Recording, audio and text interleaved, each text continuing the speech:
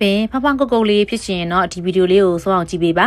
ခုကစတမာလေးရဲ့ဆန်သားက rebounding လုပ်ထားတာသပင်အဖျားတွေကပြားပြီးတော့အချောင်းလိုက်ဖြစ်နေတဲ့အတွက်သပင်လေးကိုဖောက်ဖောက်လေးပြုတ်လုပ်ပေးမှာဖြစ်ပါတယ်ကစတမာလေးရဲ့ဆန်သားလေးက rebounding လုပ်ထားတာတစ်လကျော်ပဲရှိသေးတယ်သပင်အဖျားတွေကအချောင်းလိုက်ဖြစ်နေတဲ့အတွက်ပုံသွင်းဆရာမလို့တဲ့ hair style မျိုးလေးကိုလိုချင်တာကြောင့် Korea Midget Band hair style ကိုပြုတ်လုပ်ပေးလိုက်တာဖြစ်ပါတယ်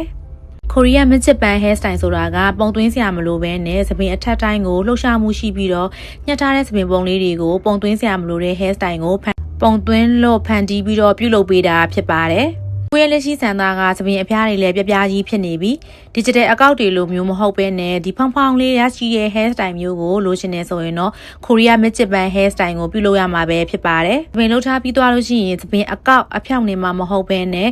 ပုံသွင်းလို့ hair style ဖြစ်တဲ့ Korea Midget Band hair style